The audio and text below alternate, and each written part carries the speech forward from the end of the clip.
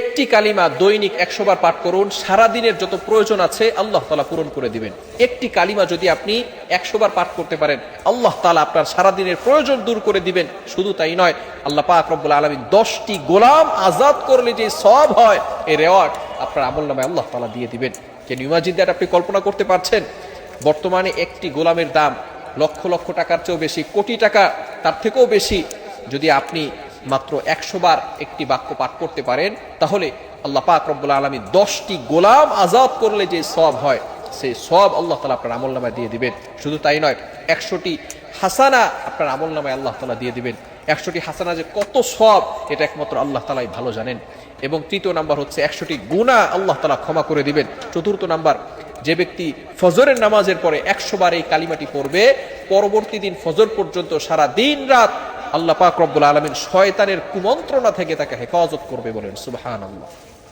অনেক সময় শয়তান আমাদেরকে ধোঁকা দিয়ে বিভিন্ন কাজ করায়, বিভিন্ন খারাপ কাজ আমরা করে থাকি। সুতরাং যদি এই আমলটা আমরা করতে পারি, অবভিয়াসলি আল্লাহ পাক রব্বুল আলামিন শয়তানের কুমন্ত্রণা থেকে আমাদেরকে হেফাজত করবে। এবং 5 নাম্বার হচ্ছে, সারাদিনের যত প্রয়োজন রয়েছে এই প্রয়োজনগুলো আল্লাহ তাআলা দূর করে দিবেন। আল্লাহ পাক রব্বুল আলামিন যত প্রয়োজন আছে এগুলো আল্লাহ তাআলা নিজ হাতে ব্যবস্থা করে দিবেন কুদরতি হাত দ্বারা। সেই দোয়াটি হচ্ছে, কালিমাটি হচ্ছে, লা ইলাহা ইল্লাল্লাহু ওয়াহদাহু লা শারীকা লাহু লাহুল মুলকু ওয়া লাহুল হামদু ওয়া হুয়া আলা কুল্লি শাইইন কাদির। এই কালিমার ভিতরে আল্লাহ পাক রব্বুল আলামিনের পরিচয় রয়েছে, লা ইলাহা ইল্লাল্লাহ, আল্লাহ ছাড়া কোনো মাবুদ নাই, তিনি একক, তার কোনো শরীক নাই। ওয়াহদাহু লা শারীকা লা, তিনি একক, তার কোনো শরীক নাই।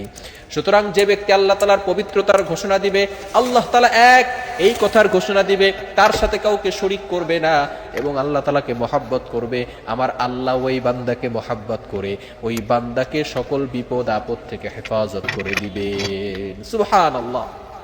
এজন্য আমরা দৈনিক ফজরের নামাজের পরে 100 বার এই বাক্যটা পড়ার চেষ্টা করব, লা ইলাহা ইল্লাল্লাহু ওয়াহদাহু লা শারীকা লা লাহুল মুলকু ওয়া লাহুল হামদু ওয়া হুয়া আলা কুল্লি শাইইন কাদির। অনেক ফজিলত রয়েছে এই বাক্যর ভিতরে। আল্লাহ পাক রব্বুল আলামিন সকল ফজিলতগুলো আপনাকে দিয়ে দিবেন এবং প্রয়োজন যেগুলো আছে সেগুলো আল্লাহ তাআলা নিজ কুদরতি হাত দ্বারা ব্যবস্থা করে দিবেন। এজন্য আমরা কারো কাছে নয়, এই বাক্যটা যদি 100 বার পরে কোনো ব্যক্তি দোয়া করে, আল্লাহ তাআলা সেই দোয়াটাও কবুল করে নেন। আমরা ফজরের নামাজের পরে এবং মাগরিবের নামাজের পরে এটা পড়ব, বিশেষ করে ফজরের নামাজের পরে অবশ্যই পড়ব। তবে দুঃখজনক হলেও সত্য, আমরা ফজরের নামাজ অনেকে পড়তে পারি না, ফজরের নামাজ পড়ি না, নামাজ পড়লেও দোয়াতে আমরা এই যে আমলগুলো আছে সে আমলগুলো করতে চাই না। অথচ রাসূল সাল্লাল্লাহু আলাইহি সাল্লাম দৈনন্দিন যে আমলগুলো ছিল এগুলো কখনো ছাড়তেন না, প্রতিনিয়ত সেই আমলগুলো তিনি করতেন। এজন্য আমরা সব সময় চেষ্টা করব যাতে করে এই আমলগুলো আমরা করতে পারি। আল্লাহ তাআলা আমাদের সকলকে এগুলো বুঝে আমল করার তৌফিক দান করেন। সকলে বলেন আমিন।